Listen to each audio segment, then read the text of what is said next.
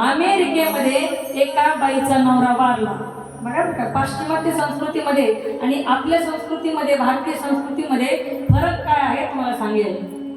त्या बाईनं काय केलं, नवरा मेल्यानंतर त्याला जाळल्यानंतर तिथं थडगं बांधलं, थडगं बांधलं आणि त्या थडग्याला ती बाई वारा घालू लागली.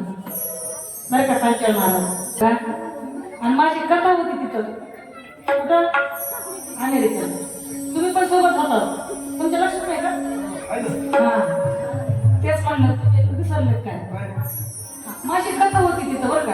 आणि महाराज मंडळी असं फिरायला लागलो. अमेरिकेला गेलो, फिरायचं नको का बाहेर पडून अमेरिका, आणि रस्त्याने असं फिरायला लागलो तर मला हे दृश्य दिसलं. एका स्मशानामध्ये ती बाई त्या थडग्याला वारा घालते. मी जरा विचारपूस केली, जवळपास तिथं विचारपूस केली. म्हटलं हे काय प्रकार आहे? म्हटलं काही नाही ताई, त्या बाईचा नवरा होता म्हटले, तो वारलाय, त्याला जाळल्यानंतर तिथं थडगं बांधलंय, ती त्या थडग्याला वारा घालते.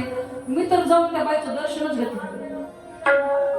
महाराज मंडळी म्हणले, ताई कशाला दर्शन घेता तुम्ही वगैरे? थांबा म्हटले, तर थोडं पाहू आपण काय काय नाही. म्हटलं नाही नाही, मला दर्शनच घ्यायचं. एवढी पतिव्रता स्त्री नवऱ्याच्या थडग्याला जी वारा घालते, ती किती पतिव्रता असेल. अहो, आपण उगीच अमेरिकेला नाव ठेवत होतो. एकनाथ महाराज, गणेश महाराज, उगीच आपण अमेरिकेला, पाश्चात्य देशाला नाव ठेवत होतो. मी असं त्यांना म्हणत होते. मी गेले, त्या बाईचं दर्शन घेतलं. म्हटलं, hello, I am Pratibha, I am from India. तिला आता इंग्लिश मध्ये बोलावं लागेल ना, मला जमतं बऱ्यापैकी. हा, पण आता तुम्हाला समजण्यासाठी मराठीत सांगावं लागेल ना. बघा, मी त्या बाईला म्हटलं, ताई काय भाग्यवान आहेत तुमचे पती, तो गेल्यानंतर सुद्धा तुम्ही त्याच्या थडग्याला वारा घालताय, किती भाग्यवान असेल तुमचा नवरा. ती बाई काय म्हणली मला माहिती का? तसं काही नाही म्हटले ताई, तुमचा गैरसमज होतो. मी म्हटलं, कुठला गैरसमज? अहो, थडग्याला वारा घालताय तुम्ही, किती महान आहात तुम्ही, किती महान पतिव्रता आहात तुम्ही, कुठला गैरसमज माझा? तसं नाही म्हटले ते. मी म्हटलं, मग कसं आहे सांगा ना.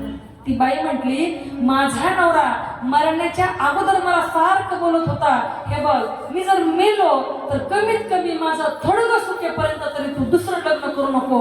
आणि तो मेलाय, मी त्याचं थोडगं बांधलंय, आणि थोडगं लवकर सुकावं, वाळावं, म्हणून मी त्या थडग्याला हवा घालते, म्हणून मी वारा घालून थडगं लवकर सुकवण्याचा प्रयत्न करते, म्हणजे मला पटकन लग्न करायचं. ही आहे पाश्चिमात्य संस्कृती. भारतीय संस्कृतीमध्ये असं नाही होत. आणि सांगू तुम्हाला त्याच्यापेक्षा पुढे जाऊन, स्त्री असेल ना, स्त्री पती गेल्यानंतर सुद्धा 2, 3, 4 लेकरं आपल्या पंखाखाली घेऊन वाढवते बरं, त्यांना घडवते, त्यांना मोठं करते, त्यांचे लग्न कार्य पार पाडते. ही फक्त भारतीय स्त्रीच करू शकते, बाकी इतर देशातली स्त्री कधीच करू शकत नाही. म्हणून भारतीय संस्कृती ही अत्यंत श्रेष्ठ महान संस्कृती आहे.